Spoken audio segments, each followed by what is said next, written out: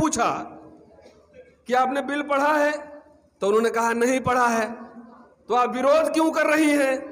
तो विरोध इसलिए कर रही हूं कि पति बोला है कि विरोध नहीं करोगे तो मैं दूसरी शादी कर लूंगा।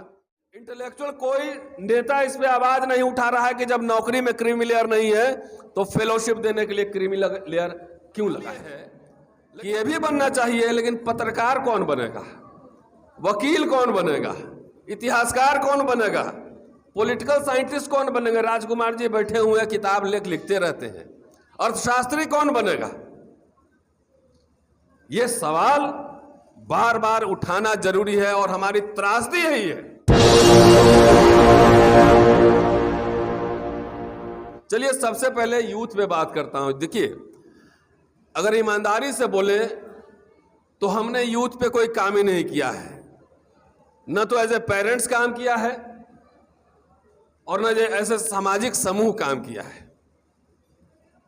मैं जहां जाता हूं मेरे पास कई बड़े बड़े अधिकारी, लीडर्स, तमाम, खास तौर से मैं बहुजन जमात की बात कर रहा हूं। बड़े बड़े अधिकारी आते हैं तो अधिकारी साहब क्या बोलते हैं कि भाई बेटा हमारा या तो आईएएस बन जाएगा या इंजीनियर बन जाएगा, लाइफ सेट हो जाएगी, लाइफ 24 वर्ष में सेट हो जाएगी। तो मैं उनको बार बार समझाता हूं कि लाइफ 24 साल में सेट होने का मतलब है वो आदमी मर गया 24 साल में ही, खाली क्रियाक्रम उसका दफनाया जाना बाकी है, वो 70 साल में दफनाया जाएगा। क्योंकि 24 साल में वो तो रोड़ी, सीमेंट और बालू पत्थर जो है वो सेट होता है, छत बनता है तो बोलते हैं छत सेट हो गया। तो आदमी कैसे सेट हो सकता है? आदमी सेट हो गया इसका मतलब मामला खत्म है। तो 60 साल नौकरी करने के बाद आएंगे तो बड़े बड़े व्याख्यान देंगे कि मैंने ये कर दी, वो कर दी। प्राइम टाइम आपके जीवन का जो है वो चला जाता है सरकारी मंत्रियों और बड़े बड़े अधिकारियों के गुलामी में चला जाता है। आपके पास करने के लिए कुछ रहता नहीं है। मैं इसलिए बात नहीं कह रहा हूं कि आपको नहीं बनना चाहिए, वो बात कि आपको कलेक्टर नहीं बनना चाहिए, आईपीएस नहीं बनना चाहिए, आईपीएस नहीं बनना चाहिए। सवाल यह है कि यह भी बनना चाहिए, लेकिन पत्रकार कौन बनेगा, वकील कौन बनेगा, इतिहासकार कौन बनेगा, पॉलिटिकल साइंटिस्ट कौन बनेगा? राजकुमार जी बैठे हुए हैं, किताब लिखते रहते हैं। अर्थशास्त्री कौन बनेगा? यह सवाल बार बार उठाना जरूरी है और हमारी त्रासदी है ये। हम सब ने, अभी हमारे एक मित्र साथ में थे, मेरे साथ आए, वो पूछ रहे थे तो मैंने कहा कि मुझे थोड़ा सन की तरह का आदमी हूं, मैं हिंदू कॉलेज में रहता हूं, बेटा इतना नंबर लेके आया है कि हिंदू स्टीफेंस किसी में एडमिशन हो जाएगा। लेकिन मैंने बेटा को भेज दिया अजीम प्रेम जी हिस्ट्री पढ़ने के लिए। 4 लाख रुपया, 4.5 लाख रुपया का एक्स्ट्रा बर्डन मैंने बढ़ा लिया साल में। अब क्यों किया मैंने? सोचिए, हिस्ट्री पढ़ने के लिए बेंगलोर भेज रहा हूं, मुझे यूनिवर्सिटी में पढ़ाता हूं, मुझे सिस्टम पता है चल क्या रहा है। तो साथियों, कहने का लब्बो लुआब मतलब इसे संक्षेप में कह रहा हूं कि आप अपने घर से अमर्त्य सेन नहीं बनाएंगे, रोमिला थापर नहीं बनाएंगे, इंटेलेक्चुअल्स नहीं पैदा करेंगे, तो आप समझ रहे हैं कि आपके सामने इतने सारे बाबू लोग हैं, नौकरी पेशा लोग हैं, बिजनेस करने वाले लोग हैं, आपके सामने रोज बलात्कार हो रहा है, रोज आपके आरक्षण फरक्षण सब छिन गए, खत्म हो गए, और आप कुछ नहीं कर पाए, कुछ नहीं कर पाया। हमारे पास कुछ ब्यूरोक्रेट्स लोग आए थे, बड़े बड़े अफसर, कि लैटरल एंट्री वाला मसला जो है जरा इसको उठाइए। हम बोले हम ही सब उठा लेंगे तो आप क्या कीजिएगा, है ना? हम ही सब उठा लेंगे तो खर्चा हम करें, मुद्दा हम उठाएं, भारत बंद में शामिल हो, भारत बंद कॉल दें, आप घर में बैठ के खाली सेक्रेटरी बनिएगा, लाल पीला बत्ती में घूमिएगा। तो सवाल है कि हमारे समाज में एक्टिविस्ट इंटेलेक्चुअल कम है बहुत ज्यादा। बाबा साहब आईसीएस बन के नहीं आए थे भारत में, और उन्होंने कहा था बॉम्बे के एक भाषण में, मैं जो लेकर आया हूं, आज समय कम है, आज दूसरी तरह की सभा है, उन्होंने कहा था कि बहुत कम लोग ऐसे होंगे, मुझे अगर गवर्नर ही बनाया जाए तो मैं नहीं बनूंगा। ऐसे बहुत कम लोग भारत में हैं। आजादी की लड़ाई देखिए, चाहे अंबेडकर हो, चाहे गांधी हो, चाहे नेहरू हो, चाहे कोई भी हो, बड़े बड़े लोग, जिन्ना हो, सब लोग बैरिस्ट्री पढ़ के आए थे लंदन से। और जितने पेरेंट्स हैं यहां बैठे हुए हैं, कोई अपना बच्चा को बैरिस्टर नहीं बनाना चाहता है, लंदन नहीं भेजना चाहता है, कोलंबिया नहीं भेजना चाहता है। तो आपकी लड़ाई लड़ेगा कौन? आपकी लड़ाई नहीं लड़ेगा। बाबा साहब देखिए, पे बैक टू द सोसाइटी, सब अपने अपने तरीके से काम कर रहे हैं। जिसको आप बहुत बढ़िया काम कर रहा है कि ट्रेनिंग दे रहे हैं, मैं पढ़ रहा था, सारा ब्यूटिशियन की ट्रेनिंग है, सिलाई की ट्रेनिंग है और तमाम ये सब बातें हैं, बहुत अच्छी बातें हो रही। लेकिन इसके अलावा जो सक्षम लोग हैं, इस समाज के सक्षम लोग से मैं आह्वान कर रहा हूं इस मंच के माध्यम से कि बेटा को लीडर नहीं बनाएंगे आप, लीडर नहीं बनाएंगे तो आपका बेटा बनेगा बाबू, उसको हर समय उसको कुंठा दबा के आप रखते हैं। बेटा बनेगा बाबू तो लीडर तो वही बनेगा ना जो संसद और विधानसभा में जाकर चुपचाप बैठे रहेगा, आपका सब कुछ खत्म हो जाएगा, कुछ नहीं बोलेगा। तो आज से ये तय कीजिए, कम से कम 10 लोग। बड़ौदा महाराज अगर नहीं होते तो अंबेडकर नहीं होते, बड़ौदा महाराज नहीं होते तो अंबेडकर नहीं होते। वो वहां क्या बनने गए थे? वो 2-2 PhD इतनी सारे डिग्री लेकर आए थे, और उनको वहां नहीं जाकर अगर पढ़ते तो हम सबकी जो लड़ाई लड़ रहे थे वो कभी नहीं लड़ पाते, एक मुंबई में कहीं एक नौकरी करते हुए होते। कभी हम लोगों ने सीख ली, बाबा साहब को फेलोशिप मिला था बड़ौदा महाराज। बाबा साहब ने लॉर्ड लिलितगो था, राजकुमार जी ज्यादा जानते होंगे, उनका सब्जेक्ट है पॉलिटिकल साइंस। 3 लाख रुपए सालाना स्कॉलरशिप दिलवाया था बच्चों को विदेश पढ़ने के लिए, और उसमें बहुत सारे छात्र गए, बहुत सारे छात्र विदेश पढ़ने गए। कई लोग कहते हैं कि वो कहां सोफा में धंस गए पता ही नहीं लगा, लौट के आए कि नहीं आए पता ही नहीं लगा। तो ठीक है, कोई बात नहीं है, सोफा में धंस गए। अब तो न बड़ौदा महाराज है, न वो गवर्नमेंट है, न साहू जी महाराज है, न अंबेडकर है। और आपके बच्चों के लिए जो फेलोशिप का इंतजाम भारत सरकार ने किया है कि ऐसा किया है कि किताब तुम्हारा पन्ना हमारा, क्रीमी लेयर पहले लगा हुआ है, 8 लाख रुपए। 8 लाख रुपए से कम जिसका होगा उसी बच्चे को विदेश पढ़ने के लिए फेलोशिप मिलेगा। तो 8 लाख से कम जिसका होगा, बहुत कम बच्चे हैं जो हायर स्टडीज में जाएंगे, और जिसका 10 लाख होगा वो काबिल है तो एलिजिबल नहीं है वो। तो ये एक हाथ से दे दिया, दूसरे हाथ से ले लिया। कोई इंटेलेक्चुअल, कोई नेता इस पे आवाज नहीं उठा रहा है कि जब नौकरी में क्रीमी लेयर नहीं है तो फेलोशिप देने के लिए क्रीमी लेयर क्यों लगाया।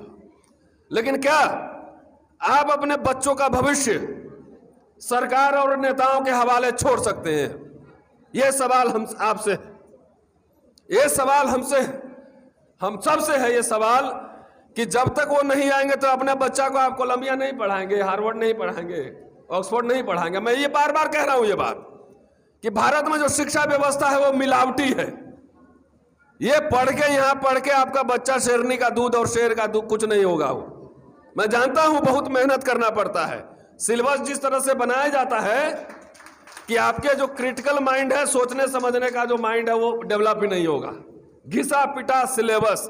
हम लोग जो छात्रों से बात करते हैं वो क्लास के बाहर 1-2 घंटा बात करते हैं, तब उसमें काम की बात होती है। सिलेबस तो है कि भाई प्राचीन भारत पढ़ाना है, पढ़ा दिया, लेकिन प्राचीन भारत क्यों पढ़ाएं ये सिलेबस में कहीं नहीं लिखा हुआ है। प्राचीन भारत क्यों पढ़ाएं, पॉलिटिकल साइंस क्यों पढ़ाएं, ये सिलेबस में नहीं लिखा है। तो जब जिस विषय का आप रेलेवेंस ही नहीं जानते कि पढ़ के करेंगे क्या, तो आपको क्या बनाया जा रहा है? मशीन बनाया जा रहा है। सब इंजीनियर बन लो, सब डॉक्टर बन लो, चुपचाप रहो, खाना खाओ। तो साथियों, मैं ये आपसे आह्वान कर रहा हूं और बाबा साहब का, अंबेडकर के हवाले से ये बात कह रहा हूं कि हर समय युवाओं को प्रेरित करते थे, बोलते खाना खाना सो जाना धरती पे बोझ बनने के बराबर है। सो जाना धरती पे बोझ बनने के बराबर है। आपके जीवन में बड़ी महत्वाकांक्षा होनी चाहिए, बड़ी महत्वाकांक्षा होनी चाहिए जीवन में। तो हमारा जब पेरेंट्स ही महत्वाकांक्षी नहीं बनाता है, उसको सब बनाता है बाबू बन जाओ, सेक्शन ऑफिसर बन, उसको बनाइए प्रधानमंत्री बनने का महत्वाकांक्षा दिखाइए। तो जो ड्रीम्स नहीं दिखाएंगे, जो आदमी ड्रीमर नहीं होगा, जो बड़े ख्वाब नहीं देखेगा। हमने नहीं सुना किसी को आज तक कि मेरा बेटा या बेटी फूले बनेगी, सावित्रीबाई फूले बनेंगी या अंबेडकर बनेंगे। नहीं सुना आज तक। ये आपके गुलामी की त्रासदी है कि डॉक्टर अंबेडकर जो दे के गए थे, अकेला दे के गए थे, आप सब इतने लोग मिलकर बचा नहीं पाए, सब खत्म हो गया। तो फेलोशिप के सवाल पे मैं आता हूं, इसलिए हमने एक योजना बनाई है, मैं काम कर रहा हूं उसमें। कि कई लोग मुझे कहते हैं कि भाई 70 साल वो बाबा साहब भेजे थे, सोफा में धंस गया कहीं। तो एक बात बताइए, मैंने एक सवाल उलट के पूछा कि लड़कियों का बलात्कार होता है तो बच्चियां पैदा होना बंद हो जाएंगी? बंद हो जाएंगी? नहीं होंगी ना। तो 70 साल में जब सरकार और नेता आपके साथ इस मुद्दे पे बहस के लिए तैयार नहीं था, तो आप क्या कर रहे थे? समाज क्या कर रहा था? सब लोग देखिए, जहां मिशन का काम करे, मिशन का काम चल रहा है। लेकिन जब तक आपने इंटेलेक्चुअल इतिहासकार नहीं बनाया, समाजशास्त्री नहीं बनाया, तो क्या मिशन किस दिशा में जाएगा? कमांडर बिना जो सेना होता है ना, कमांडर बिना सेना, वो पता नहीं किधर गोली चलाएगा, पता नहीं होता। इसलिए मुझे आने वाले समय में 10, 20, 50 इंटेलेक्चुअल्स पैदा करना है। हमें सिर्फ नौकरी करने वाला मशीन, पैसा कमाने, हमारे पास सीए नहीं है तो खीरा चोरी के आरोप में आप जेल चले जाओगे, हीरा चोर लंदन में मजे करेगा। बताइए किसका बच्चा सीए बन रहा है? यह जिम्मेदारी बच्चों की नहीं है, यह जिम्मेदारी पेरेंट्स की है कि वो अपने बच्चों को इतना बड़ा ड्रीमर बनाए। और यकीन मानिए, मैं अम्बेडकरनामा यूट्यूब चैनल चलाता हूं, कहीं उसमें मेरा अकाउंट नंबर दे ही रखिएगा, कहीं मैंने कोई चंदा नहीं मांगा है। क्यों? कि जब मुझे मांगना होगा तो आपके बच्चों के लिए मांगूंगा, अपने लिए नहीं मांगूंगा। अभी सक्षम हूं कि मैं अपना खर्चा चला सकता हूं। और जब 1 लाख सब्सक्रिप्शन पूरा हुआ तो हमने एक योजना निकाली कि जो बच्चा हमारे साथ आएगा, ट्रेनिंग लेगा, बोलने का, लिखने का, कैमरा फेस करने का, भाषण देने का, वीडियो कैमरा में बोलने का, मेरे साथ काम करो और तुमको ट्रेनिंग देंगे। अगर तुमको लंदन, हार्वर्ड कहीं एडमिशन होगा, तुम्हारे लिए पैसा का इंतजाम हम करेंगे। और यकीन मानिए, हमारे साथ अभी राजा चौधरी बैठे हुए, जरा उठ के मास्क हटा के चेहरा दिखा दो भाई, ये राजा चौधरी है। और जो यूट्यूब देख रहा होगा, मैंने कितनी अपील की है यूट्यूब पे, राजा चौधरी साहब को लंदन यूनिवर्सिटी में LLM करने के लिए एडमिशन मिला। 24 लाख रुपए की जरूरत थी और यकीन मानिए 24 लाख रुपए हमने अम्बेडकरनामा टीम ने सोशल मीडिया पे अपील करके और क्राउड फंडिंग करके पूरा कर दिया। 24 लाख रुपए। तो ये भी मिशन का काम है। इस मिशन का काम कौन करेगा? आपके बच्चे, जो इतने खूबसूरत स्मार्ट बच्चे सब हैं। इसको क्यों मशीन बना रहे हो? उसके अंदर बहुत, हम लोग गांव से आए थे भाई, ना अंग्रेजी जानते थे ना कुछ जानते थे। गांव से आके शहर में लगातार 20 साल 25 साल काम करते रहा, तब जाके इस स्थिति में आया। आपको तुरंत सक्सेस क्यों चाहिए? 24 साल में ही सक्सेस क्यों चाहिए? जिस काम में हम लोग हैं, जिस काम की हम बात कर रहे हैं, उसके लिए 25 साल की तैयारी करनी पड़ती है। 25 बरस। काबिल बनाइए लोगों को। समाज पैसा देगा। इस साल मैं बताऊं, 4 बच्चे, बहुजन जमात के 4 बच्चे, समाज ने उनको लाखों रुपया इकट्ठा करके लंदन भेज दिया है। एक अमेरिका गया, 3 लंदन गया पर। तो ये समाज की भी जिम्मेदारी है। अब राजा महाराजा अब नहीं आने वाला है, ना बड़ौदा महाराज आएंगे, और वो सरकारें हैं जो आपके बच्चों का हित देखेगी। अब पूरे समाज को ही राजा महाराजा बनना पड़ेगा, महाराजा बड़ौदा बनना पड़ेगा। यकीन मानिए, अगर 1000 आदमी अगर 1,000 रुपए निकाल दे तो कितने बच्चों को हम पढ़ा सकते हैं? पढ़ा सकते हैं ना। 1000 रुपया तो अभी जाएंगे, फास्ट फूड का जमाना है, पिज्जा बर्गर में खत्म हो जाएगा। और पिज्जा बर्गर फास्ट फूड खिला के बच्चों में भी वही डाल रहे हैं, एकदम तुरंत इंस्टेंट चाहिए। मैगी 2 मिनट्स, 2 मिनट में कुछ नहीं होता है। लंबी तैयारी करनी पड़ेगी। बार बार हिंदू कोड बिल पे डॉक्टर अंबेडकर भाषण दे रहे थे और बार बार आह्वान कर रहे थे। कमाठीपुरा के जो वहां प्रोस्टिट्यूशन के काम में कुछ महिलाएं थी, उनके सामने भाषण दिया, कई भाषण दिए उन्होंने।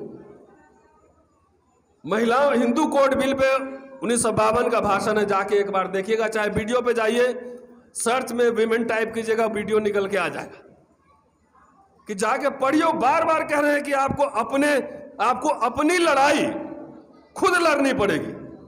कि मुझे दुख है इस बात का कि पुरुष होकर मैं पार्लियामेंट में लड़ता रहा महिलाओं के अधिकार के लिए, और महिलाएं जो सांसद चुन के आई थी वो भी इस लड़ाई में हमारे साथ नहीं आई, क्योंकि सबको लालच था यूएनओ जाने का, किसी को कोरिया जाने का लालच था।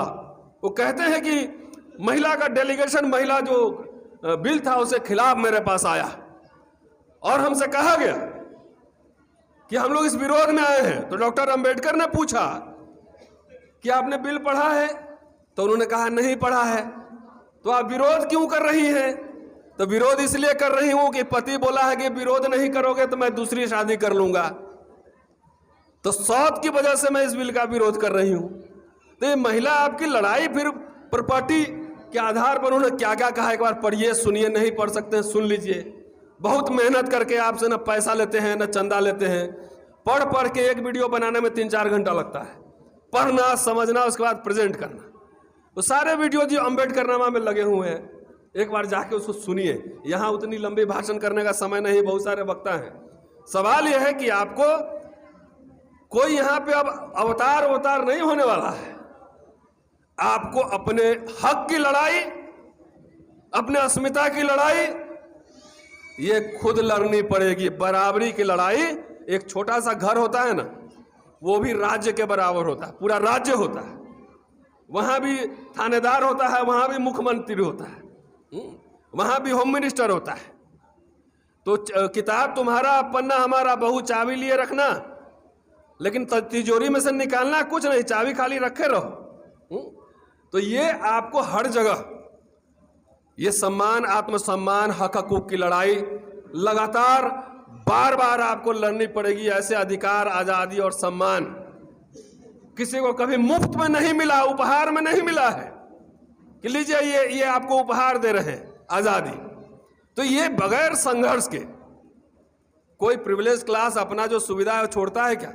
चाहे घर हो चाहे राज सत्ता हो, नहीं छोड़ता है।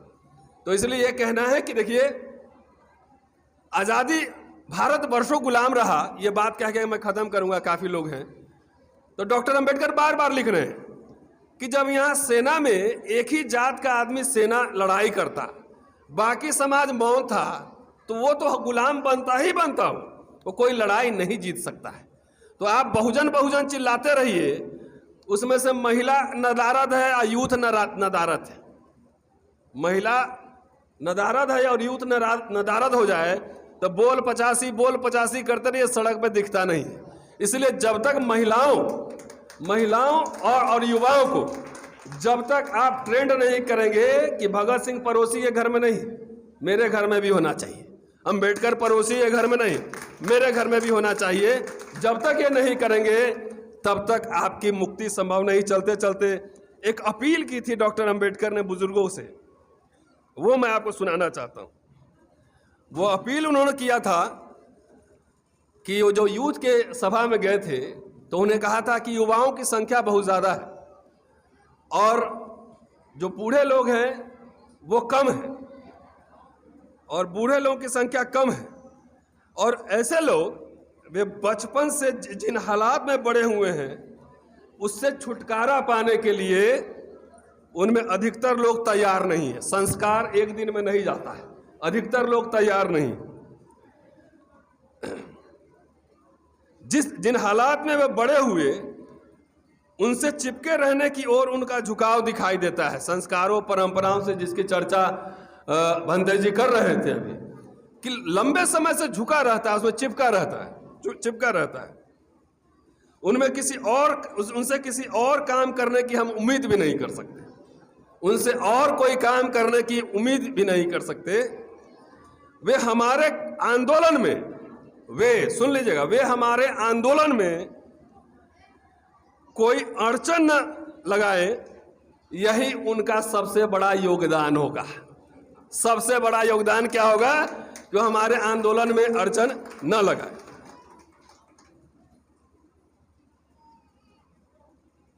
ये जरा मुझे दिखाई नहीं दे रहा है, थोड़ा सा लाइट का प्रॉब्लम है। क्या है बोलिए? तो कहने का मतलब यह है कि सिर्फ बाल सफेद हो जाना बुद्धिमान होने की निशानी नहीं है।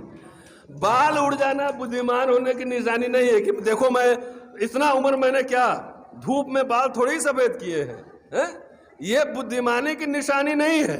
बुद्धिमान 16 साल का लड़का भी हो सकता है, उसमें शील कितना है, ज्ञान कितना है, सोचने समझने की ताकत कितनी है, ये सब समझना है। इसलिए कम से कम बच्चे जो हर समय उस पर अंकुश लगा के रखते हैं, उसकी ऊर्जा को दबा के रखते हैं, उसको बांसुरी बजाने में मन लगता है और आप गिटार थमाना चाहते हैं तो बहुत खराब गिटारिस्ट बनेगा।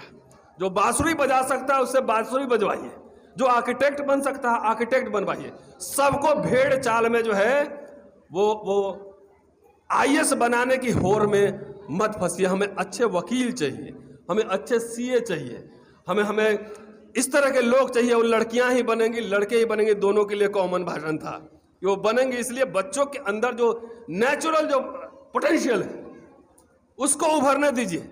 मेरे 2 बच्चे हैं, मैंने उससे कहा है कि तुम लोग को नौकरी नहीं करना है, एक को फिल्म हिस्टोरियन बनना है, अभी 7वें क्लास में पढ़ती है, 300 फिल्म देख चुकी है वो। बेटा को कुछ और करना, वो हिस्ट्री पढ़ने चली गई, चला गया वो। तो जिसमें जो नेचुरल सोच है, ये बच्चे नहीं है, ये कल के हमारे लीडर हैं। शुक्रिया। जय भीम साथी।